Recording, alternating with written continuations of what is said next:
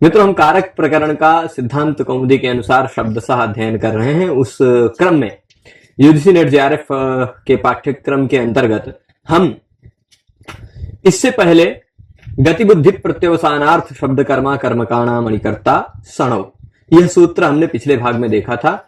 उस सूत्र से संबद्ध तथा उस सूत्र के अंतर्गत कुछ वार्तिक हैं, कुछ उसके निषेध और उसके निषेध के भी निषेध वाले वार्तिक हैं, कुछ विधान वाले वार्तिक हैं, कुछ विशेष हैं। वैसे 6-7 वार्तिक हैं तथा उसी से संबद्ध एक सूत्र है। मैं प्रयास करूंगा कि सारे जो उससे संबद्ध हैं, अण्यन्तावस्था के कर्ता को अण्यन्तावस्था में कर्म बनाने वाले या कर्म का होने का निषेध करने वाले जितने भी नियम हैं, सभी नियमों को इस पाठ में मैं बताऊं। तो पाठ हो सकता है कि आप सबको लंबा लग जाए, पर इस पाठ में हम पूरी बातों को जानेंगे। इससे पहले के पाठ में जो हमने देखा था, उस बात को मैं आशा करता हूं कि आप बुद्धि में धारण करके रखे होंगे। यदि नहीं रखे हैं तो मैं संक्षिप्त में बता दूं।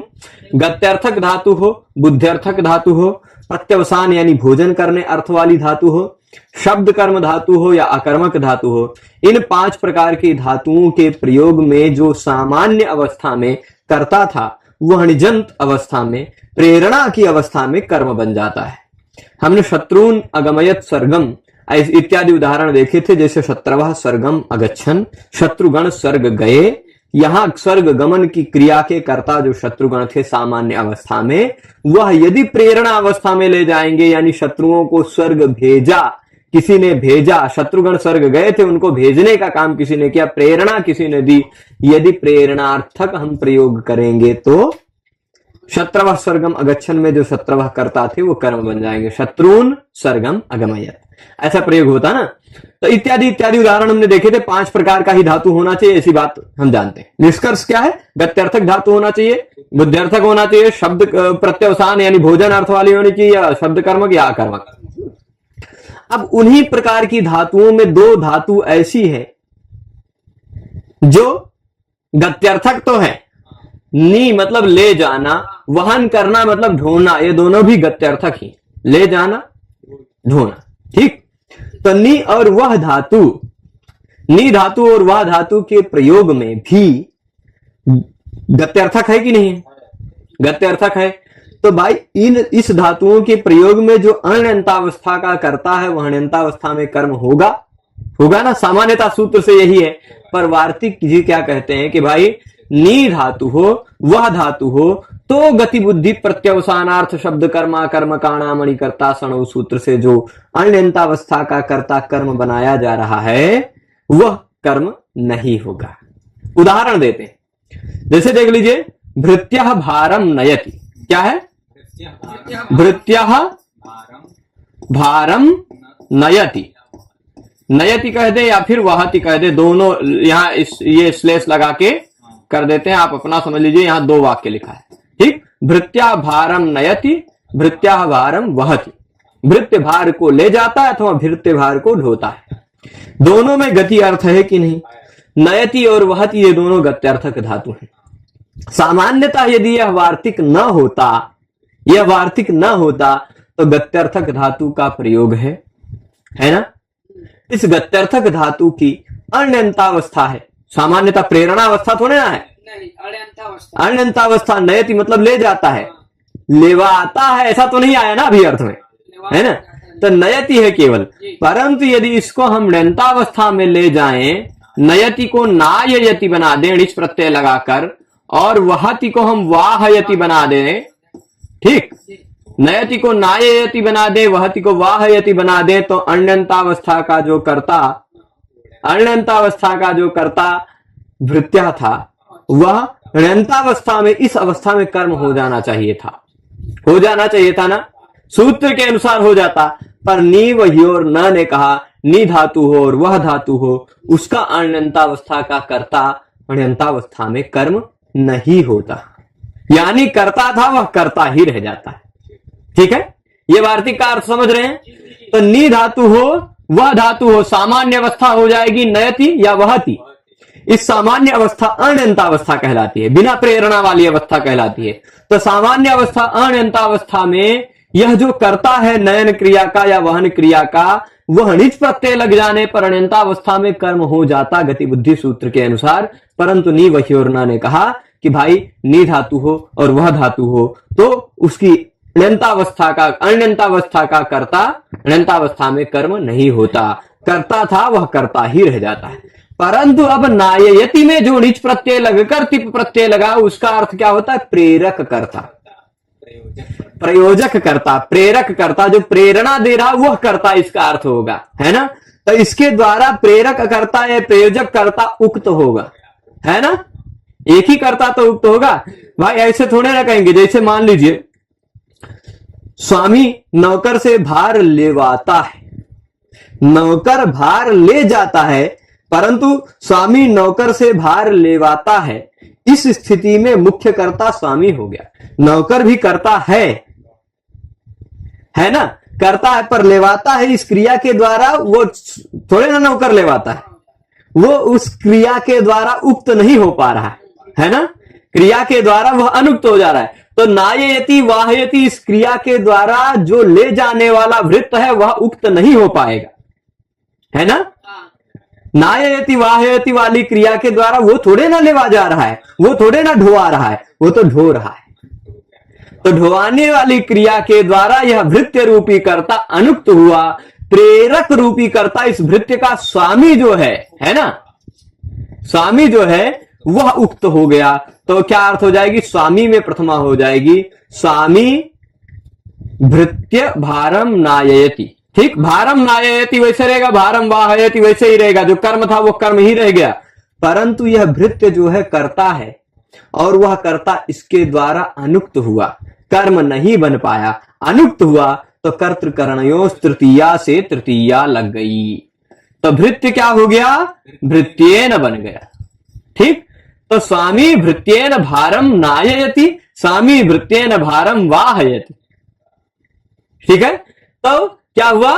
नाययति वाहयति, वा भारम भृत्येन। भृत्येन मतलब भृत्य है कर्ता, भृत्य के द्वारा भार को लेवाता या ढोवाता है, लेवाता या ढोवाता है। ठीक है, यहां फिर से समझिएगा, फिर से मैं इसका एक बार निष्कर्ष बता देता हूं। देखिएगा भाई, पहली क्रिया थी भृत्य भारम नयति अथवा भृत्य भारम वहति। ठीक, तो भृत्य करता है सामान्य अवस्था में, ण्यंतावस्था में वह कर्ता कर्म हो जाता, सामान्य नियम लगता तो, है ना। पर वार्तिक ने कहा नी वही और न, नी धातु अथवा वह धातु हो तो यह कर्ता कर्म नहीं हो पाता, तो करता था वह कर्म नहीं हो पाया, भृत्य कर्ता का कर्ता ही रह गया। पर नाययति वाहयति इसके द्वारा वह उक्त नहीं होगा। उक्त कौन हो जाएगा? लेवाने वाला, ढोवाने वाला जो स्वामी है उसका भृत्य का, वह उक्त हुआ, है ना।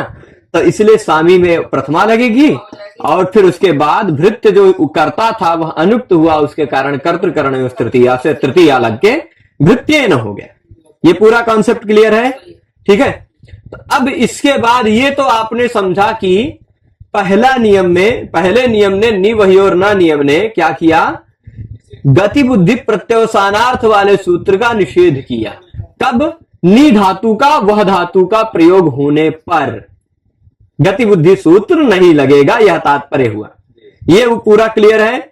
अब उस जो वार्तिक ने निषेध किया, उस निषेध वार्तिक के लिए एक और निषेध वार्तिक, निषेध का भी निषेध यानी अनिषेध। ठीक, निषेध का भी निषेध यानी अनिषेध। क्या कह रहे हैं? वह है अनिषेध।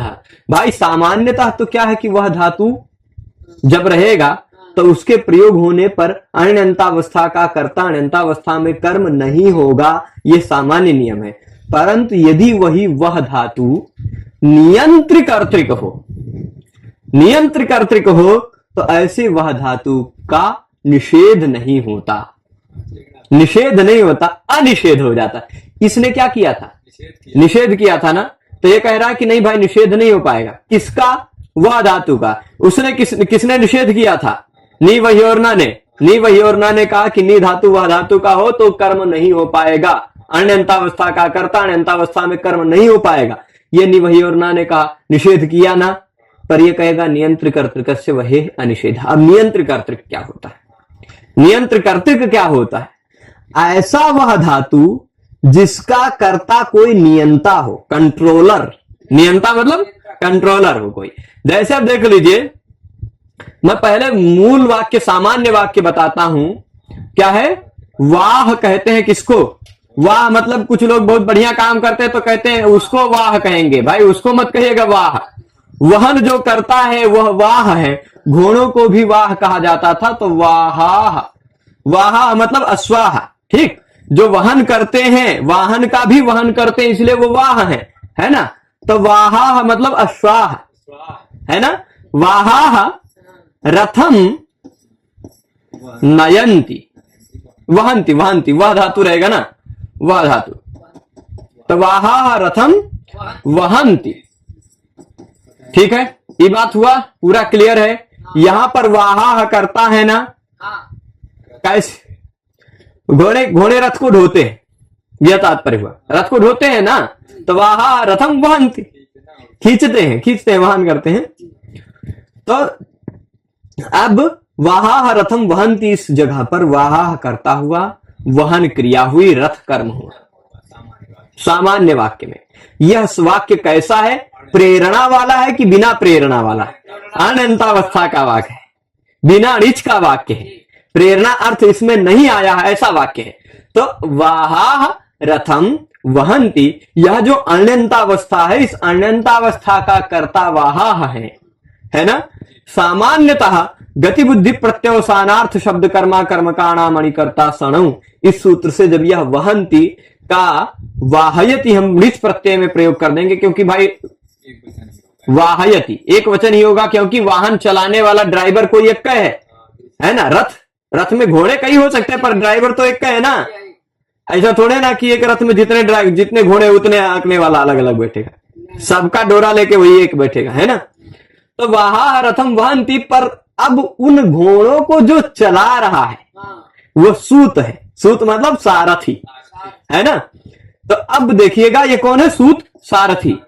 वह अगर घोड़ों से रथ को ढुआता है या रथ का वहन करवाता है, ऐसा हम कहना चाह रहे हैं, तो यह प्रेरक हुआ कि नहीं?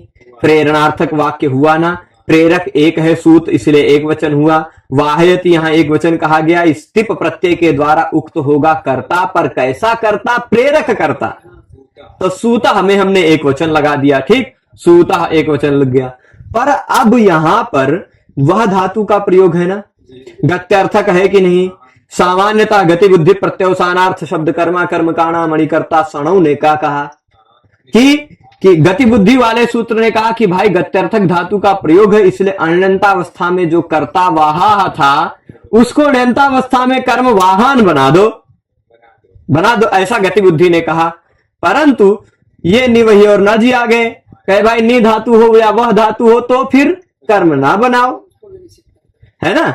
पर इसने क्या कहा कि भाई यदि नियंत्र कर्तृक हो तो ऐसे वह धातु का निषेध न करो, अनिषेधा, उसका निषेध नहीं होगा, यानी कर्म संज्ञा हो जाएगी। जो गति बुद्धि प्रत्यवसानार्थ शब्द कर्मा कर्मकाणा मणिकर्ता सणौ सूत्र करना चाहता है वह कार्य होगा, उसका इस वार्तिक के द्वारा निषेध नहीं हो पाएगा। यानी निषेध का निषेध करना तात्पर्य क्या है? इस सूत्र ने, इस वार्तिक ने निषेध किया वह धातु का, इसने उसका भी निषेध कर दिया। तो ये निषेध का निषेध मतलब जीरो हो गया। गुणे बाई गुणे कर देते हैं, जीरो हो जाता है ना, कुछ नहीं बचता है। तो वैसे ही हो गया, मतलब जो सूत्र कहना चाह रहा था, जो सूत्र काम कर रहा था, वही काम हो जाएगा। ठीक है। पर आपको बुद्धि में इतना जरूर ध्यान रखना है कि सामान्यतः गति बुद्धि प्रत्यवसानार्थ शब्द कर्मा कर्मकाणाम ने कहा कि ये वाह जो करता है अण्यंतावस्था के, इसको अण्यंतावस्था में आप कर्म बना दो। पर नि वही और न ने निषेध किया, उसका भी यह नियंत्र कर्तृकस्य वहेर निषेधा ने उसको भी रोक लिया और निषेध नहीं हो पाया। कर्म संज्ञा हो गई, कर्म संज्ञा हो गई तो कर्मणि द्वितीया से द्वितीया लग गई तो वाहन हो जाएगा ना। वाहा था वाहन हो जाएगा। वाहन रथम वाहयति, ठीक, वाहन रथम वाहयति सूता। देखिए यहां वाहन है, ये रथम है, ये वाहयति, ये सूता है। पूरा वाक्य हो गया। पर अब नियंत्र कर्तृक का तात्पर्य इस वार्तिक में क्या है वो आप शायद न समझे हो तो बता दूं। भाई ये कर्ता जो है ना, घोड़ा, सामान्यतः उनका भी कोई एक नियंता बन के कर्ता बैठा है, सारथी, सूत, वो नियंता है ना। उन पर नियमन करता है ना, इसलिए नियंत्र कर्तृक वह धातु है। सामान्य कोई वह धातु हो तब तो निषेध हो जाएगा, सामान्य वह धातु हो तो निषेध हो जाएगा, परंतु अगर नियंत्र कर्तृक वह धातु हो, मतलब उसका कर्ता कोई नियंता हो, तो वह धातु का निषेध नहीं होगा। उसका अनंतावस्था का कर्ता अनंतावस्था में कर्म बन जाएगा। यह वार्तिक इसका भी क्लियर हो गया। नियंत्र कर्तृक से वह निषेधा केवल एक ही उदाहरण मिलेगा, इसका नी वही और का नायति वाहयति हो जाएगा। यहां कर्म संज्ञा नहीं हो पाई तो भृत्येन कर्ता ही रह गया। यहां क्या हुआ, निषेध नहीं हो पाया, कर्म संज्ञा हो गई, तो दूसरा वाक्य इस प्रकार का है, दूसरा वाक्य इस तरह बना सकते। वह धातु अब क्या और कौन वहन करेगा? चलिए ठीक है, कोई दूसरा वाहन करवा देते हैं।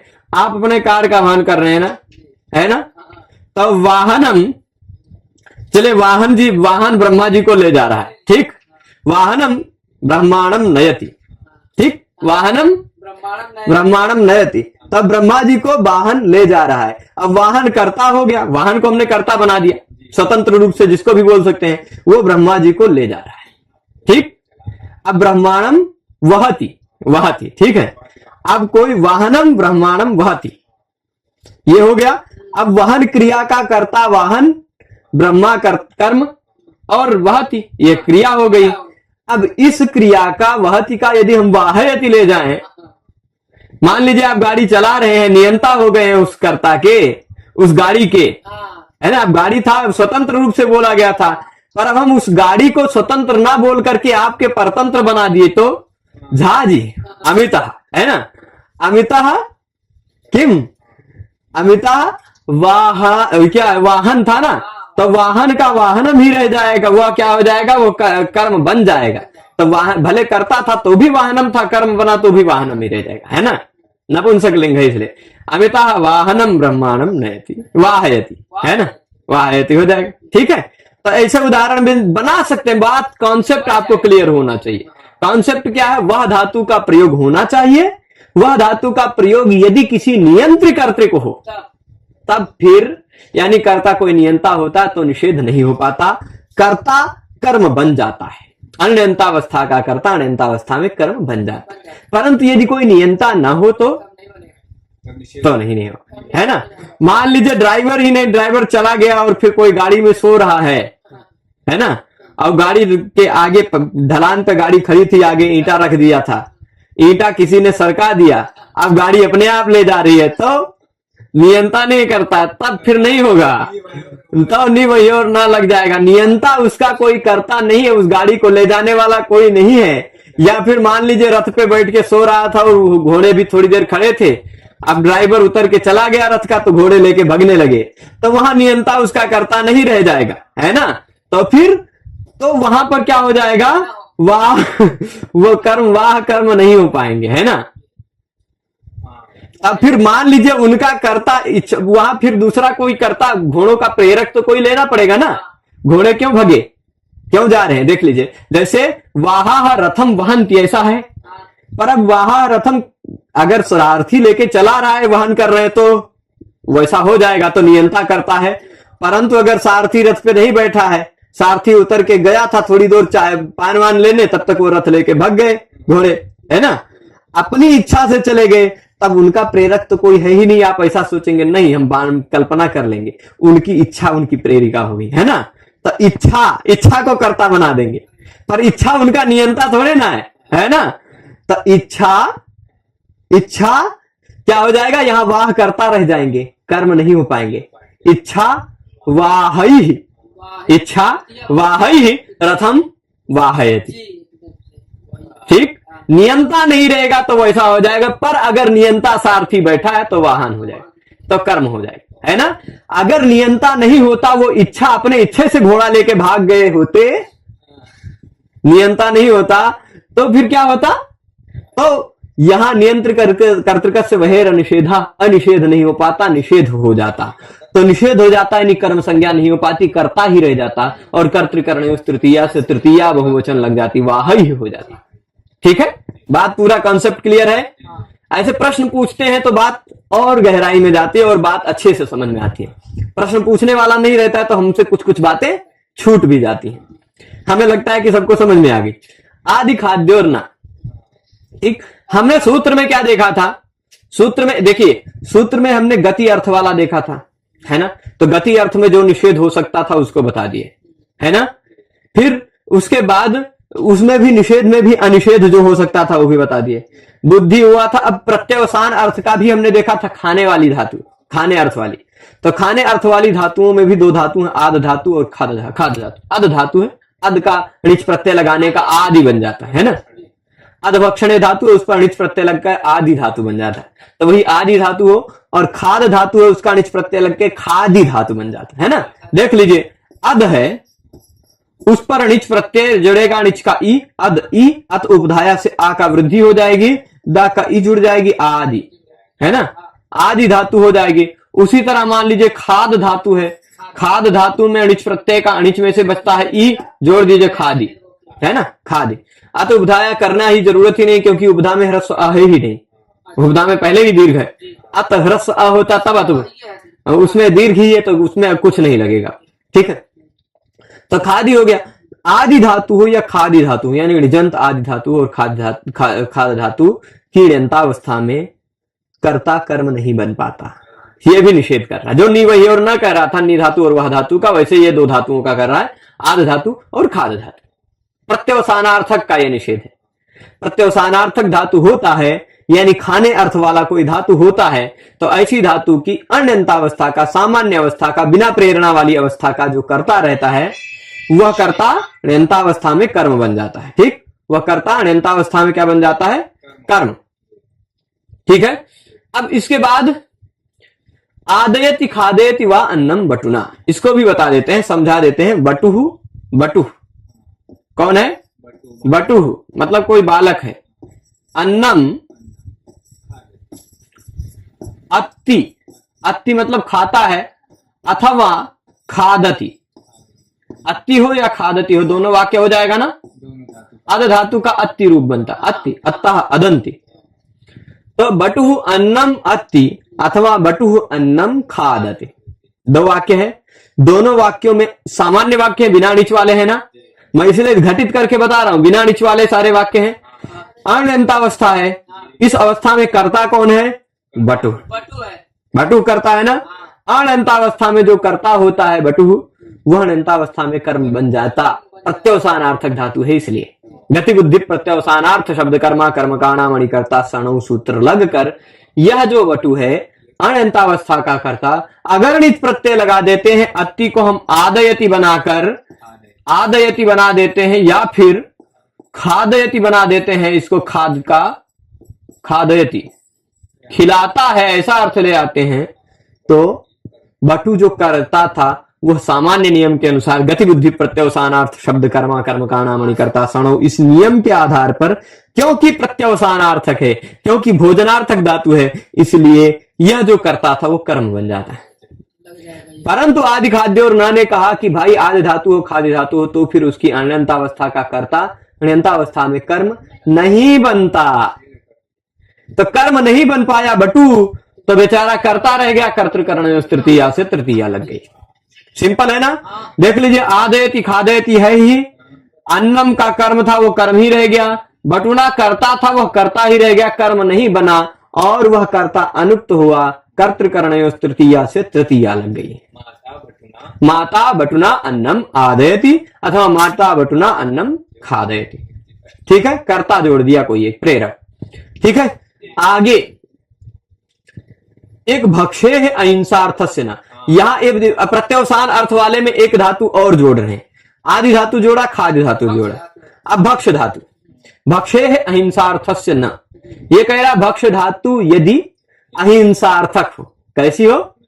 अहिंसार्थक हो, यानी हिंसार्थक न हो, ऐसी भक्ष धातु हो तो उसका निषेध होता है। जैसे उसका भी निषेध होता है, जैसे भक्षयति अन्नम बटुना। देखिए बटुहु अन्नम भक्षयति, वैसे भी बनता सामान्यतः चुरादी गण का धातु, तो भक्षयति सामान्य रूप में भी बनता है, और ऋणजंत में भी, प्रेरणा अर्थ में भी भक्षयति, सामान्य में भी भक्षयति। भक्षयति का मतलब खाता है, भक्षयति मतलब खिलाता भी है। जैसे चोरयति मतलब चुराता है, और चोरयति मतलब चुरवाता है ना। दोनों। चोरी करने को प्रेरणा देना वाला भी जो चोरयति, उसकी भी क्रिया चोरयति है, और चोरी करने वाला भी चोरयति है ना। चौरा चोरयति और राजा चौरेण चोरयति, है ना। राजा चोर से चुरवाता है, ठीक है, ऐसा हो जाएगा। तो यहाँ भक्षे अहिंसार्थस्य न भक्षयति वैसे भी रहता है, भक्षयति वैसे भी रहता है।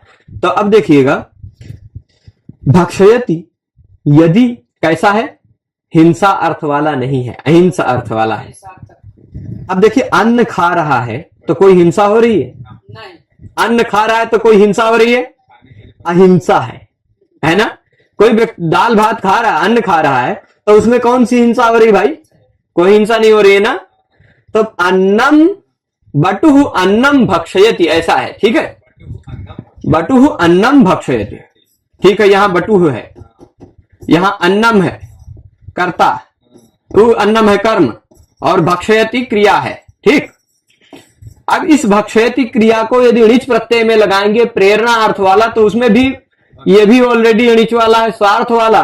णिच प्रत्यय प्रेरणा अर्थ वाला लगाएंगे तो भी भक्षयति ही रूप बनेगा, पर प्रेरणा अर्थ वाला हम ले जा रहे हैं, है ना। तो बटु अन्नम भक्षयति जो था उसको हम प्रेरणा अर्थ में ले गए, तो बटु को सामान्यतः गति बुद्धि प्रत्यवसानार्थ शब्द कर्मा कर्म काणामणि कर्ता सणौ सूत्र से, क्योंकि यह प्रत्यवसानार्थक धातु है, इसलिए यह जो कर्ता था वह कर्म बन जाना चाहिए था।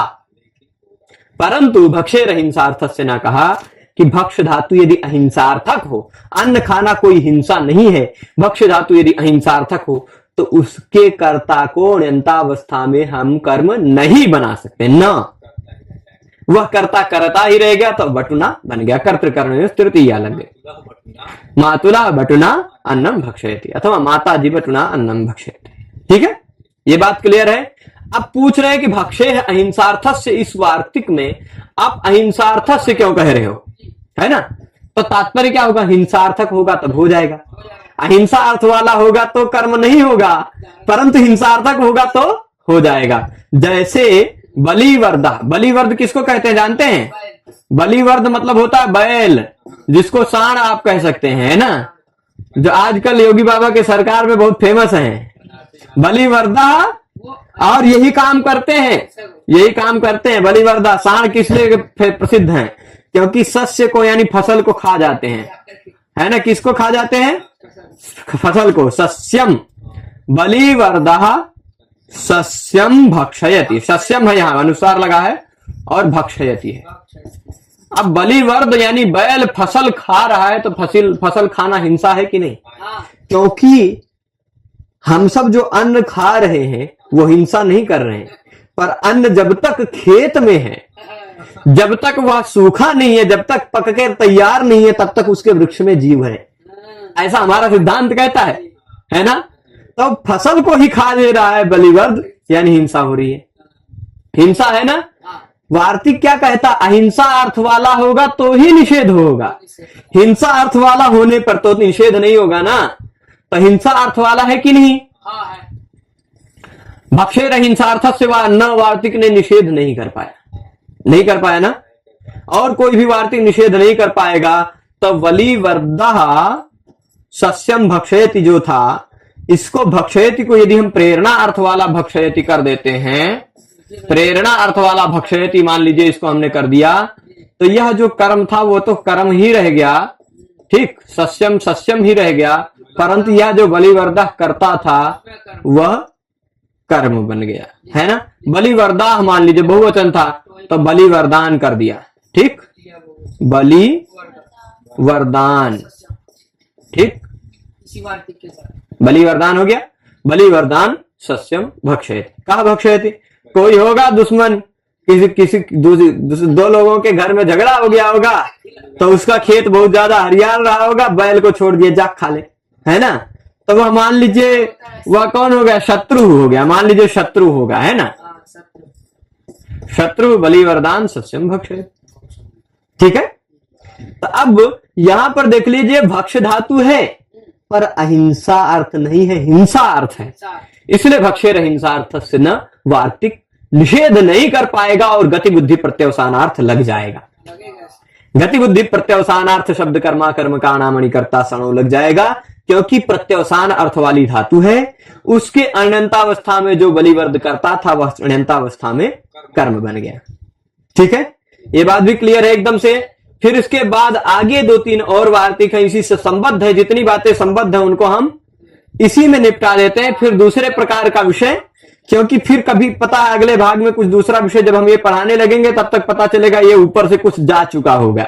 इसलिए ताजा ताजा जो विषय चल रहा है उससे संबद्ध विषयों को इसी साथ निपटा लेते हैं, कि जिससे आपको ध्यान रहे। केवल यही शब्दायतेर न तो वार्तिक है, फिर हिक्रोनतरस्याम यह एक सूत्र है। मतलब अभी 3-4 वार्तिक आपको देखने हैं और एक सूत्र देखना है, वो इसी से संबद्ध है। इसी से संबद्ध विषय या तो निषेध करेगा या तो वैसे ही। अब देखिए, जलपति प्रभृति नाम उपसंख्यानम क्या कहता है कि भाई पाणिनि जी, आपने सूत्रवा में गति बुद्धि प्रत्यवसानार्थ शब्द कर्मा कर्म का नाम 5 प्रकार का धातु कहा। उसी लिस्टिया में जलपति प्रभृति इत्यादि धातुओं को भी कह देना चाहिए था। ठीक, कैसा? जलपति इत्यादि धातुओं को भी कह देना चाहिए था। जलपति प्रभृति नाम उपसंख्यानम, उसको ही उसी में गिन लेना चाहिए था। ऐसा सजेशन दे रहे हैं कार्त्यायन जी। ठीक, कि पाणिनि जी आपने सूत्र में केवल 5 प्रकार के कहा कि गत्यर्थक धातु होना चाहिए, बुद्ध्यर्थक होना चाहिए, शब्द कर्म प्रत्यवसानार्थ शब्द कर्म और अकर्म। ये 5 में जलपति इत्यादि को भी लिस्ट में कर लीजिए। ठीक, तो जल्पयति भाषयति, ये जो जल्प धातु इत्यादि अर्थ वाले 2 हैं। ये शब्द कर्म के अंतर्गत इसको नहीं मानेंगे। जल्पयति भाषयति वा धर्मम पुत्रम देवदत्ता। देखिए, पुत्रः धर्मम जल्पति, पुत्रः धर्मम भाषते, ये 2 वाक्य है। पुत्रः धर्मम जल्पति अथवा पुत्रः धर्मम भाषते, ये 2 वाक्य है। पुत्रः करता है अण्यंतावस्था का, और फिर उसके बाद जलपति भाषते, यह जो क्रिया थी वो जलपति प्रभृति नाम उपसंख्यानम के अंतर्गत है। जलपति प्रभृति मतलब जलपति इत्यादि। तो अब जलपति प्रभृति नाम उपसंख्यानम वार्तिक लगा। अण्यंतावस्था में जो कर्ता कौन सा था? पुत्र, वह अण्यंतावस्था में कर्म बन गया पुत्रम, है ना। तब पुत्रम देवदत्ता, देवदत्त उसके पिताजी हैं। देवदत्ता पुत्रम धर्मम जल्पयति अथवा देवदत्ता पुत्रम धर्मम भाषयति। णिजंत में मूलतः सामान्यता धातु पहले कैसी भी रही हो, सामान्यता परस्मैपदी पद में हो जाती है। ठीक है, अब चलिए आगे एक और है दृशेश्च, उसी तरह का। दृशेश्च क्या कहता है? दृश्य धातु होना चाहिए। कौन सी धातु? दृश्य धातु। दृश्य धातु को भी उसी में गिन लो। गति बुद्धि वाला काम किया, गति बुद्धि जो सूत्र काम कर रहा है उसी लिस्ट में जलपति इत्यादि को भी गिन लो। पाणिनि जी से छूट गया होगा भाई। उक्ता अनुक्त दुरुक्ता नाम चिंता यत्र प्रवर्तते तम ग्रंथम वार्तिकम प्राहु वार्तिक विचक्षणा। तो क्या है कि जो कुछ पाणिनि जी के द्वारा सूत्रों में छूट गया वही बात वार्तिक में कहा जा रहा है। या पाणिनि जी ने कुछ कहीं कहीं कुछ कह दिया, पूरा सामान्य से बात कह रहे हैं। कुछ लगता है कि कुछ अंश में थोड़ा सा 1-2 धातु में ये बात नहीं फिट बैठ रही, तो उन धातुओं को कात्यायन जी का काम है अलग करना, उनको अलग करो। पाणिनि जी ने कह दिया कोई भी प्रत्यवसानार्थ हो तो उसमें चल जाएगा। पाणिनि जी ने कहा कोई भी गत्यर्थक हो उसमें काम चल जाएगा। पर कात्यायन जी ने कहा नहीं, नी वही और ना, नी और वह थोड़ा गड़बड़ हो गया, है ना।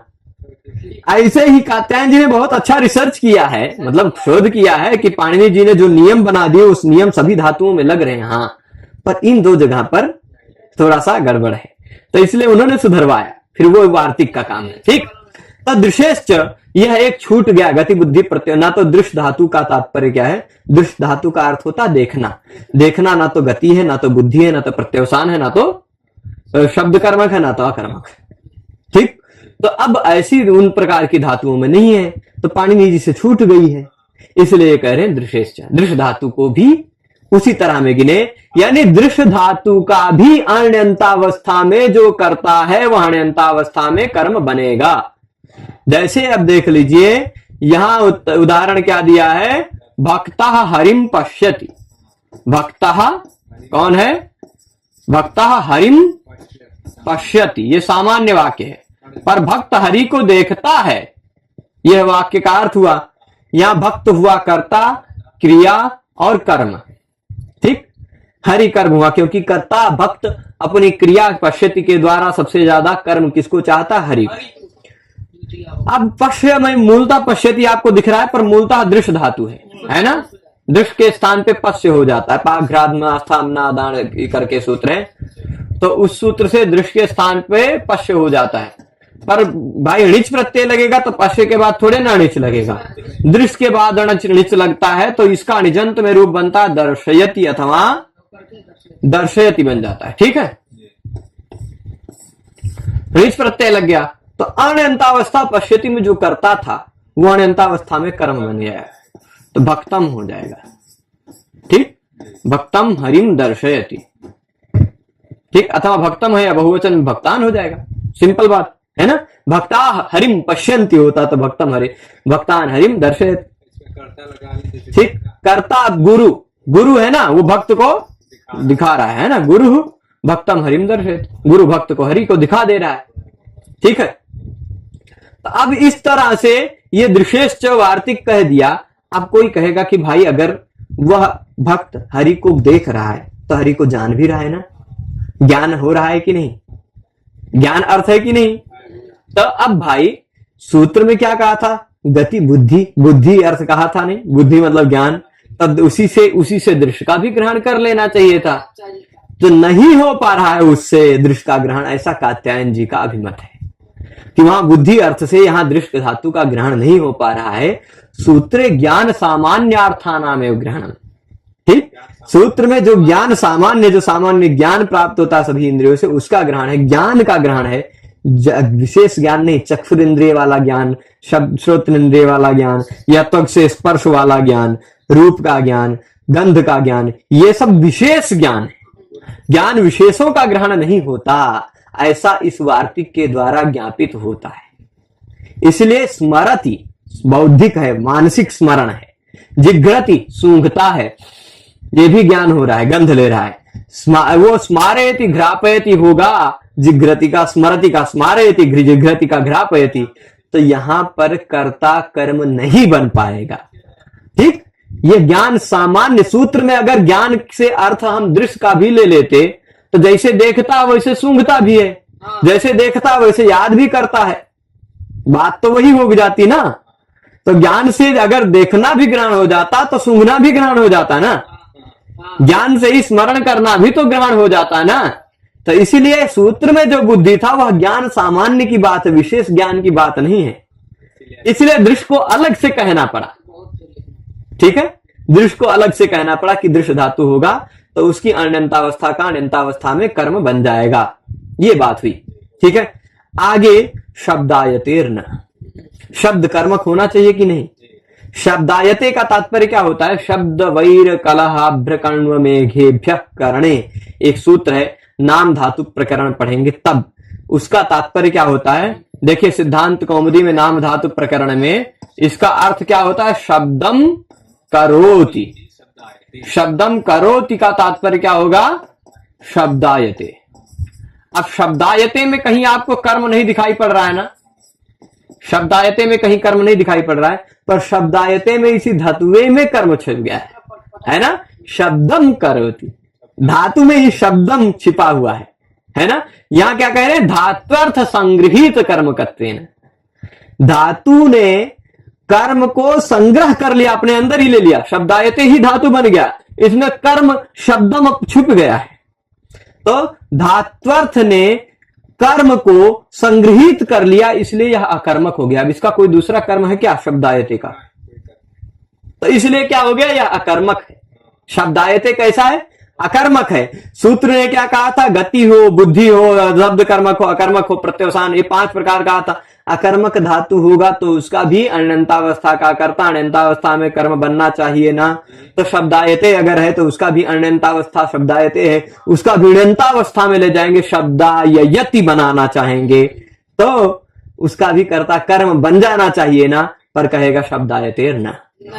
ठीक, तो ये शाम देख लीजिए, शब्दायति देवदत्तेन, देवदत्तः शब्दायते, ऐसा है, देवदत्तः शब्दायते, इसका तात्पर्य क्या हुआ, देवदत्तः शब्दम करोति।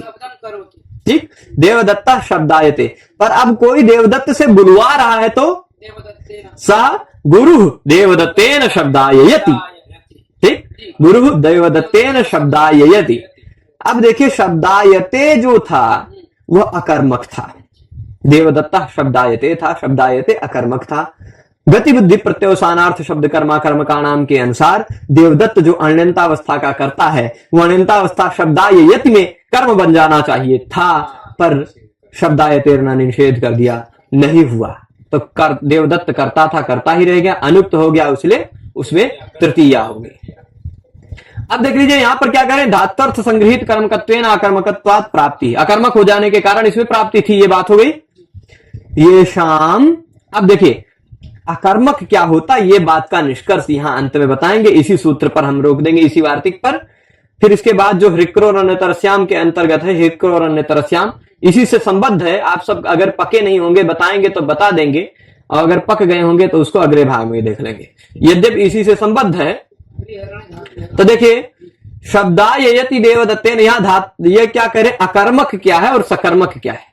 जैसे देख लीजिए पठति कहा गया, क्या पठति, पुस्तकम पठति, ऐसा पुस्तकम का प्रयोग हो सकता है कर्म का, तो पठति का सकर्मक है।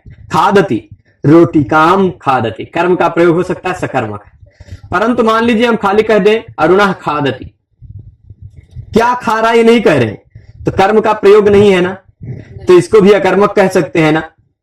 अरुणः खादति, इसका हम वाच्य प्रयोग करेंगे, अरुणेन खाद्यते, ये कौन सा वाच्य रहेगा, कर्मवाच्य नहीं रहेगा, भाववाच्य होगा, क्योंकि कर्म है ही नहीं तो कर्मवाच्य कैसे बनाएंगे आप। कर्म जब तक है नहीं तब तक कर्मवाच्य कैसा। अरुणेन खाद्यते में खाद्यते प्रत्यय, खाद्यते में जो प्रत्यय लगा उसका अर्थ भाव है, यदि कर्म होता तो कर्म में लगता ना, है ना। तो अकर्मक दो तरह से माना जाता है। एक अकर्मक क्या है, जिसके साथ कर्म का प्रयोग हो ही ना सके वह अकर्मक है।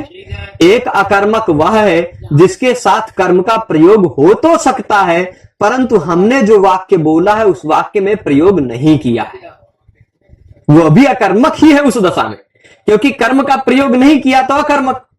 भाई रामः पुस्तकम पठति, इस जगह पर हम पुस्तकम का प्रयोग कर रहे हैं कर्म का, तो सकर्मक वाक्य है, परंतु रामः पठति केवल कह दिए, पुस्तकम का प्रयोग नहीं किए, तो यह वाक्य अकर्मक है, बिना कर्म का वाक्य है ना। तो अब बताइए यहां पर प्रश्न ये उठा रहे हैं कि भाई गति बुद्धि प्रत्यवसानार्थ शब्द कर्मा कर्मकाणा मणिकर्ता सणो, इस सूत्र में अकर्मक कौन से वाले अकर्मक की बात कर रहे हो, कि जिससे कर्म का प्रयोग हो ही नहीं सकता वैसा वाला कर्म आप कह रहे हो, कि जिसके साथ हमने प्रयोग नहीं किया वैसा वाला भी कर्म अकर्मक चल जाएगा, ऐसा प्रश्न पूछे। उसका समाधान दे रहे हैं कि भाई जिनका देश और काल से भिन्न, भाई अकर्मक जो धातु है ना, अकर्मक धातुओं के प्रयोग में भी देश और काल कर्म बन सकता है। मासम आस्ते, है ना, देश और काल को कर्म विशेष परिस्थितियों में बनाया जा सकता है, फिर भी वो अकर्मक ही रह जाते, है ना। तो देश काल इत्यादि से भिन्न कोई कर्म नहीं हो सकता, वही अकर्मक है। अकर्मक धातु कैसा भी अकर्मक धातु क्यों ना हो, हम अगर चाहें तो उसमें देश और काल के रूप में कर्म की कल्पना कर सकते, है ना। तो इसीलिए क्या कहा इन्होंने कि देश काल इत्यादि से भिन्न कोई कर्म ना हो सके वही अकर्मक है। ऐसा कोई अकर्मक नहीं है कि कर्म की विवक्षा ही नहीं हुई, हम कर्म बोले ही नहीं तो वो भी अकर्मक हो गया। न तू अविवक्षित कर्माणा, अविवक्षित कर्माणा मतलब अविवक्षितम कर्म येषाम ते अविवक्षित कर्माणा, अविवक्षित रह गया कर्म जिनका वे अविवक्षित कर्मा है। तो मतलब अब रामा पुस्तकम पठति में हम पुस्तकम को नहीं बोलना चाहे, रामा पठति केवल बोल दिए तो वह अविवक्षित कर्मा हो गया ना। तो अविवक्षित कर्मा क्या वह अकर्मक हो जाएगा, कहेंगे न तू अविवक्षित कर्माणा, अविवक्षित कर्मा वाक्य अकर्मक नहीं होता, उसमें प्रयुक्त क्रिया अकर्मक नहीं होती, है ना। तेन, इसीलिए मासमासयति देवदत्तम यहां पर हो गया, परंतु देवदत्तेन पचयति, पाचयति। देखो देखिए दो उदाहरण दे रहे हैं, दो उदाहरण दे रहे हैं यहां पर। हम दोनों उदाहरणों को थोड़ा सा यहां उसको ऊंचा करेंगे और जगह दे देते हैं। एक क्या है, मासम देवदत्ता मासम आस्ते, ठीक, देव दत्ता मासम आस्ते। यद्यपि देखिए यह आस धातु है, अकर्मक है। आस धातु कैसा है? अकर्मक है, पर फिर भी इसका देश रूपी एक काल रूपी, ये मतलब काला ध्वनि और अत्यंत संयोगी से कर्म हो गया है। काल रूपी कर्म हो गया है ना, काला ध्वनि और अत्यंत संयोगी हम पढ़ चुके हैं, उससे काल रूपी कर्म हुआ। अकर्मक धातु है फिर भी कर्म है, अकर्मक है इसलिए गतिबुद्धि प्रत्यवसानार्थ शब्द कर्मा कर्म का नाम लगेगा, भले ही कर्म का प्रयोग हुआ है तो भी, क्योंकि यह नेचुरली अकर्मक धातु है। ये बनाई हुई अकर्मक धातु नहीं है, यह स्वभावतः अकर्मक धातु है। और इस अकर्मक के प्रयोग में भी कर्म का प्रयोग हुआ है, किससे? काला ध्वनि और अत्यंत संयोगे से। ये विशेष प्रकार का देश काल इत्यादि से भिन्न कर्म नहीं होता, वही अकर्मक है। यानी देश काल रूपी कर्म हो तो भी अकर्मक माना जाता है, तो भी अकर्मक माना जाता है। तो अब देख लीजिए, यह देख लीजिए यहां पर क्या है? मासम आस्ते था, यह अकर्मक माना गया वाक्य, और देवदत्त करता था, वह कर्म बन गया है ना। तो देवदत्तम बन गया, देवदत्तम मासम आशयति, आशयति हो गया ना। अब गुरु जी उसके कह दिए, गुरु हैं, गुरु ने कहा देवदत्त तुम यही महीने भर रुकना, तो गुरु देवदत्तम मासम आशयति हो गया ना। यहां पर हो गया, भले कर्म था फिर भी। अब दूसरा एक उदाहरण दे देते हैं, जहां पर देख लीजिए, देवदत्ता पचति, इसी देवदत्त को रहते हैं, देवदत्ता पचति, इसी देवदत्त जी को पकड़ लेते हैं, क्योंकि बेचारे बहुत सीधे साधे हैं, है ना। पूरे व्याकरण में इन्हीं को पकड़ के रखेंगे, छोड़ेंगे नहीं, सीधे साधे, जो काम करवाना चाहते हैं पूरा काम कर देते हैं देवदत्त जी। तो देवदत्ता पचति है, पच धातु अकर्मक है कि सकर्मक है? भोजनम पचति, रोटिकाम पचति, शाकम पचति, सकर्मक है। कर्म का प्रयोग इसके साथ हो सकता है, हो सकता है ना। तो यह सकर्मक धातु है, पर हमने कर्म बोलना नहीं चाहा, साधारणतया देवदत्ता पचति रह गया, है ना। यह द्विकर्मक धातु भी है, पर फिर भी हम कर्म नहीं बोलना चाहे तो, कर्म नहीं बोलना चाहे, देवदत्ता पचति केवल बोलना चाहे तो इस दृष्टि से, एक दृष्टि से यह अकर्मक हो गया। पर पाणिनि जी के सूत्र गति बुद्धि प्रत्यवसानार्थ शब्द कर्मा कर्मक, उस वाले सूत्र में जो अकर्मक कहा गया है, वो इस प्रकार वाला अकर्मक नहीं कहा गया है। जो नेचुरली अकर्मक है वो ऐसे अकर्मक कहेगा, ठीक। तो ये वाला अकर्मक उस अकर्मक के अंतर्गत नहीं माना जाएगा, इसलिए देवदत्त जो करता है वह कर्म नहीं हो पाएगा, इसलिए देवदत्तेन पाचयति होगा, ठीक है। तो ये बात समझ गए, देवदत्तेन पाचयति इत्यादि तु कर्मक, है ना। तो ये इतनी बात समझ गए हैं। अब यदि कहेंगे तो इसी से संबद्ध हृक्रो रण्यतरस्याम, और ये एक वार्तिक है, तो ये विषय ही खत्म हो जाएगा। ये दो ही है, इसके बाद ये विषय ही खत्म हो जाएगा। इसके बाद दूसरा सूत्र आएगा, आप देखेंगे कौन सा दूसरा सूत्र इसके बाद आएगा, अभिनिविशस्य आ जाएगा, वो फिर महत्वपूर्ण है, मतलब इस तरह प्रकार का विषय ही खत्म हो जाएगा, तो इसको खत्म ही कर देते हैं। हृक्रो रण्यतरस्याम, ये जो काम गति बुद्धि प्रत्यवसानार्थ शब्द कर्मा कर्म का नाम अणिकर्ता सणु कार्य करता है, वही का वही कार्य यह सूत्र विकल्प से करता है, बस, ठीक। वह केवल गति बुद्धि प्रत्यवसानार्थ शब्द कर्मा कर्म का नाम अणिकर्ता सणु ने कहा था। गत्यर्थक धातु, बुद्ध्यर्थक धातु, शब्द प्रत्यवसानार्थक धातु, शब्द कर्म धातु और अकर्मक, इन 5 धातुओं का अण अंतावस्था का कर्ता अणिच प्रत्यय प्रेरणा अवस्था में कर्म बन जाता है। यह जो बात गति बुद्धि वाले सूत्र ने कही थी, वही यह सूत्र कहता है। ह्री धातु हो और क्री धातु हो तो अण्यंतावस्था का कर्ता अण्यंतावस्था में विकल्प से कर्म होता है, बस उतनी ही बात। केवल वह 5 प्रकार की धातु कही थी, ये हृक्रो हो, ह्री धातु और क्री धातु, ठीक, हरति है और करोति है, ठीक।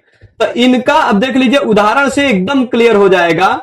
यह क्या करें, हृक्रो हो, ह्री धातु और क्री धातु का अणु यह करता, अण्यंतावस्था में जो करता है वह अणु, वह अणिच प्रत्यय में विकल्प से कर्म होता है, वह कर्म संज्ञा से विकल्प से कर्म संज्ञा होती। जैसे अब उदाहरण देते हैं, हारयत क्या है, भृत्या, मूलतः देख लीजिए, भृत्या कटम करोति, ठीक है, भृत्या कटम करोति अथवा हरति, ठीक। कट कहते हैं चटाई को, ये जिसपे हम खड़े हैं, दरी जिसपे बिछाया जाता है वो कट है, ठीक, बैठते बिछा के बैठते हैं वो कट है। तब भृत्या कटम करोति। पहले के समय में लोग दरी चटाई वटाई रस्सी से बीन के बना लेते थे, बांध के लपेट के या बुन के, है ना। तो भृत्या कटम करोति, अथवा ढेर सारा कट बना लिया, उसको उठवाएंगे कि भाई यहां से उठा के वहां बिछा दो, तो उठा के ले जाएगा, है ना, हरति। ठीक, तो भृत्या कटम हरति कहिए, भृत्य कट को ले जाता है, हरण कर रहा है, अथवा भृत्य कट को बना रहा है, नौकर। दोनों अवस्था में करोति है या हरति है, कर्म वही है। भृत्य का करने की क्रिया के द्वारा अभीष्टतम है कट, इसलिए कर्म है। भृत्य का हरण क्रिया के द्वारा इष्टतम है कट, इसलिए वह कर्म है। ये तो हुई बात। करोति और हरति, इन दोनों का कर्ता कौन है? भृत्य। अण्यंतावस्था में यह ह्रीक्रोह अण्यंतावस्था में करता है कि नहीं? ह्री धातु का और क्री धातु का अण्यंतावस्था में यह जो करता है भृत्य, वह अण्यंतावस्था में यही करति यदि करोति यदि कारयति हो जाए। यहां मैं थोड़ा सा नीचे करके इसको लिखता हूं, थोड़ा ज्यादा अच्छा रहेगा। थोड़ा सा 1 मिनट ऊपर चलिए तो प्रभु आप, यहां पे ज्यादा अच्छा रहेगा, है ना। यहां पर देखिएगा क्या था, भृत्या था ना, भृत्या कटम करोति था या हरति था, तो करोति या हरति। अब यह देख लीजिए, भृत्या जो था वह अण्यंतावस्था, यदि करोति यही कारयति हो जाए, क्या हो जाए? कारयति। हरति या हारयति बन जाए, क्या? हारयति, णिच प्रत्यय लगकर। कारयति या हारयति, ये ठारयति मत पढ़िएगा, ये हारयति है, ठीक है। तो णिच प्रत्यय हो गया। तो अण्यंतावस्था का जो कर्ता भृत्य था, वह अण्यंतावस्था में विकल्प से कर्म बनेगा, विकल्प से कर्म बनेगा। तो जब कर्म बनेगा तो भृत्यम बन जाएगा, और जब कर्म नहीं होगा, कर्ता ही रह जाएगा, तो अनुक्त कर्ता हो जाने के कारण कर्तृकरण तृतीया हो जाएगी। तो तृतीया भी भृत्येन भी होगी। भृत्येन कटम कारयति, भृत्येन कटम हारयति, ये भी होगा। जब कर्म नहीं हो पाएंगे तब, कर्ता ही रह जाएंगे तब, और जब कर्म हो जाएगा तो भृत्यम कटम कारयति, भृत्यम कटम हारयति। ठीक है, 4 वाक्य बनेंगे। यहां एक ही वाक्य में 4 वाक्य लिखा हुआ है ना। वो आपको वाह समझना है। वाह से कैसे समझना है, चारों वाक्य निकाल के दिखा दें यहीं पे, देख लीजिए।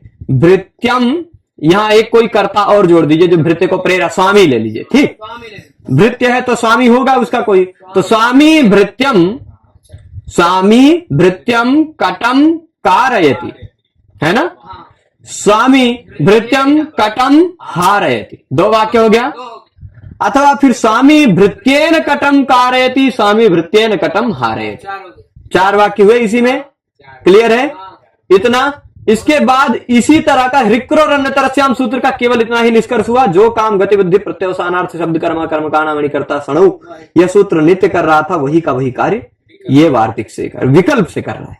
अन्य तरह से वार्तिक नहीं सूत्र है, उसी के तुरंत बाद का सूत्र, वो 52 नंबर का था, 53 नंबर। ठीक है, अब केवल 2 धातु और बचती हैं, अभिवादी और दृश्य। दृश्य धातु आ चुका है पहले भी, यहां भी आ चुका है। वो दृश्यश्च दर्शयति था, दर्शयति। ये कह रहा अभिवादी धातु, अभि उपसर्ग से युक्त वद धातु णिच प्रत्यय लगकर अभिवादी बन गया हो, अभिवादन करना, प्रणाम करना, है ना। अभिवादय धातु हो और दृश्य धातु हो, इन दोनों का णिच प्रत्यय में आत्मने पद में प्रयोग हुआ हो। दर्शयति ना हो, दर्शयत ये हो, दर्शयते हो। अभिवादयति ना हो, अभिवादयते हो। ठीक, अभिवादी धातु हो अथवा दृश्य धातु हो, उसका अणिजंत में आत्मने पद में प्रयोग हुआ हो, तो भी इसी तरह विकल्प से अनंतावस्था का कर्ता अनंतावस्था में कर्म बनेगा, विकल्प से बनेगा। ठीक, तो अभिवादी था वह आत्मने पद में अभिवादयते है ना। इसका मूलतः जो करता था भक्ता, भक्ता अभिवदति, भक्त अभिवादन करता है, भक्त प्रणाम करता है। ठीक, तो भक्त प्रणाम करता है, गुरु ने कहा कि प्रणाम करो। भक्त किसको प्रणाम करता है? देव को। भक्ता देवम अभिवदति। ठीक, अब इसको अणिच प्रत्यय लगाकर आत्मने पद में प्रयोग करना चाह रहे हैं, अभिवादयते करना चाह रहे हैं। कोई उससे अभिवादन करवा रहा है, तो फिर भक्ता जो था वह कर्म भी बनेगा और कर्म नहीं भी बनेगा। तो जब कर्म बनेगा तो कर्म नहीं द्वितीया हो जाएगी, जब कर्म नहीं बनेगा तो कर्ता था करता ही रहेगा, अनुक्त कर्ता में तृतीया हो जाएगी।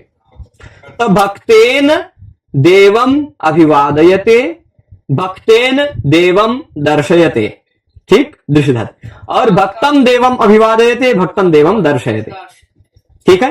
तो इतना पूरा यह पाठ का निष्कर्ष था कि कुछ विशेष धातुओं में, कुछ विशेष परिस्थितियों में गत्यर्थक, बुद्ध्यर्थक, शब्द प्रत्यवसानार्थक, शब्द कर्मक, अकर्मक, इन प्रकार की धातुओं का सामान्य बिना प्रेरणा अवस्था में जो कर्ता होता है वह प्रेरणा अवस्था में कर्म बन जाता है। यह बात हमने जानी। उसका कुछ नी वही और ना ने कहा कि नी धातु हो, वह धातु हो तो वह कर्ता कर्म नहीं बन पाता है, कर्ता ही रह जाता है। वृत्तेन वाला उदाहरण हमने देखा था। पर नियंत्र कर्तृक से वह निषेधा ने कहा कि कोई नियंता करता हो तो वह धातु का निषेध नहीं हो पाता है ना। फिर उसके बाद हमने उसमें आदि खाद्य और ना देखा था कि आदि धातु हो, खाद्य धातु हो तो भी उसका शब्द का उसका क्या कहते हैं, क्योंकि वह प्रत्यवसानार्थक है तो अण्यंतावस्था का कर्ता जो अण्यंतावस्था में कर्म होता था वह नहीं होगा, है ना। उसी तरह भक्षेर अहिंसार्थक से ना अहिंसार्थक भक्ष धातु हो तो भी उसकी अण्यंतावस्था का कर्ता अण्यंतावस्था में कर्म नहीं होता। फिर जलपति प्रभृति नाम उपसंख्यानम वार्तिक देखा, जलपति प्रभृति इत्यादि शब्दों को उसी में गिन लेना चाहिए, दृश्य धातु को भी उसी में गिन लेना चाहिए, ये बातें बताई थी। फिर उसके बाद हमने हृक्रोरण्यतरस्याम यह सूत्र देखा, हरि धातु और क्री धातु से वही कार्य विकल्प से होता है। और अभिवादी दृश्य और आत्मने पदे वेति वाच्यम ने कहा अभिवादी धातु हो वह दृश्य धातु हो, आत्मने पद में इसका अण्यंतावस्था में प्रयोग हुआ हो तो उनका जो अण्यंतावस्था का करता था वह अण्यंतावस्था में विकल्प से कर्म होता है। इतना पूरा आज के इस पाठ में देखा। यह पूरा पाठ मैं आशा करूंगा कि आप दोबारा देखिएगा, उदाहरणों को अपनी बुद्धि की कसौटी पर कसिएगा तो मैं इतना भरोसा करता हूं कि पूरी बात ये समझ में आएगी। आप सभी लोग पूरे पाठ में जुड़े रहे, उसके लिए आप सभी को बहुत बहुत धन्यवाद। फिर मिलेंगे अग्रिम सूत्रों के साथ, तब तक के लिए नमः संस्कृताय।